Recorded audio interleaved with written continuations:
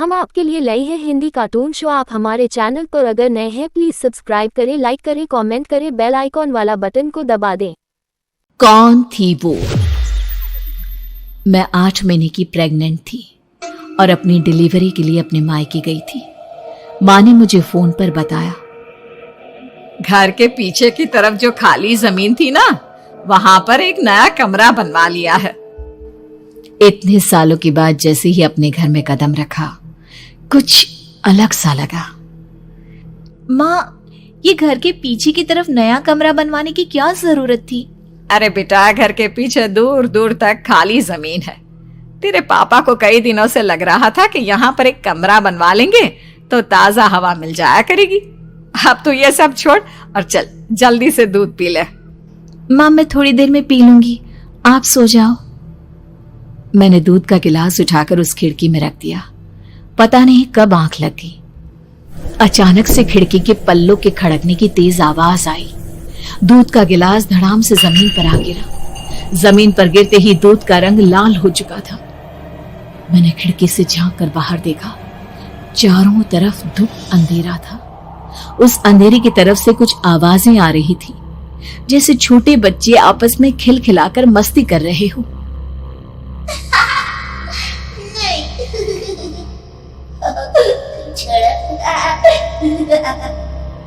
इतनी रात को इतने घनघोर अंधेरे में बच्चों की आवाज कैसे आ रही है?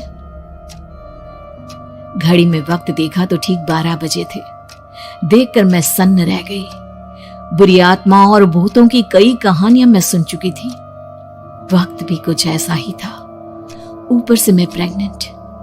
सुना था कि ऐसे वक्त में अक्सर बुरी आत्माएं औरतों का पीछा करती है, तो क्या मेरे पीछे भी? पसीने से तरबतर बड़ी मुश्किल से, जैसे कांपते हाथों से मैंने उस खिड़की को बंद किया। जल्दी से जल्दी उस कमरे से बाहर निकलकर माँ के पास जाने के बारे में सोचा, लेकिन जैसे ही दरवाजे की तरफ पलटी, लगा कोई साया हवा की स्पीड से दरवाजे के सामने से गुजर गया। मेरे गले में अटक कर रह गई। मैं जोर से चीख कर माँ को बुलाना चाहती थी, लेकिन वो आवाज खुद मेरे कानों तक नहीं पहुंच पा रही थी। तो माँ तक कैसे पहुंचती? खिड़की के पल्ले एक बार फिर तेज हवा के झोंके से धड़ाम करके खुल गया और पूरी ताकत से मैं चीख पड़ी। जानती थी मेरी चीख की आवाज सुनकर कुछ ही सेकंड में माँ वहां पहुंच जाएगी, लेकिन ऐसा कुछ हुआ ही नहीं। मेरा कलेजा डर के मारे फटा जा रहा था। आखिर माँ ने मेरी आवाज क्यों नहीं सुनी? इतनी गहरी नींद में तो माँ कभी नहीं सोती। ठीक पीछे खुली हुई वो खिड़की। मुझ में इतनी ताकत नहीं बची थी कि मैं पलटकर उस तरफ देख भी सकूं। हवा का एक सनसनाता हुआ झोंका उसी वक्त मेरे कानों से आकर टकराया। लगा जैसे किसी ने दबी हुई आवाज में धीरे से मुझसे कहा, चली जाओ यहाँ से। मैंने दोनों हाथ अपने कानों पर रख लिए और एक बार फिर ताकत लगाकर जोर से चीखने की कोशिश की। माँ! पापा! मेरी आवाज उस कमरे की दीवारों से टकराकर वापस मुझे ही सुनाई दे रही थी।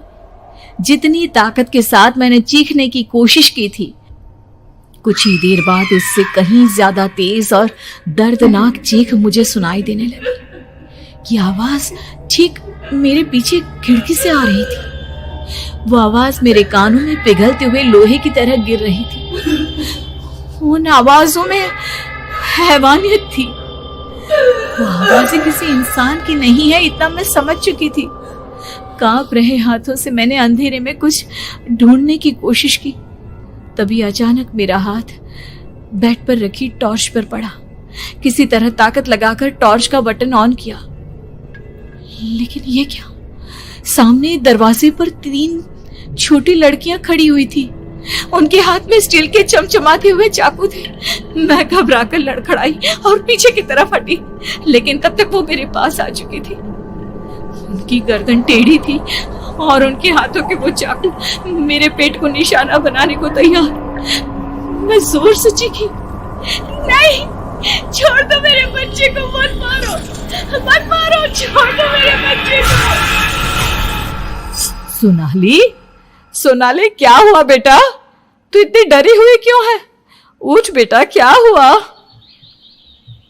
हड़बड़ाकर मैंने अपनी आंखें खोली। देखा तो दिन निकल आया था। माँ मुझे जगा रही थी।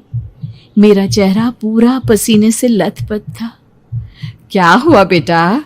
तुमने कोई बुरा सपना देखा क्या? मैं अभी तक अपने पूरे होश में नहीं थी। वो मेरे बच्चे को मार देगी माँ। वो लड़की मेरे बच्चे को। मैंने घबराकर अपने पेट को छुआ। सब कुछ ठीक था। और वो दूध जो रात को यहाँ पर गिर गया था, उसका रंग लाल हो गया था। माँ ने हंसते हुए दूध का गिलास मुझे दिखाया। तुमने दूध पिया ही नहीं, पूरा का पूरा ऐसे ही रखा हुआ है। तुमसे कहा था ना सोनाली, सेहत के लिए लापरवाही ठीक नहीं बेटा। लेकिन मैंने तो सब कुछ अपनी खुली आंखों से देखा था। ये सपना कैसे हो सकता है?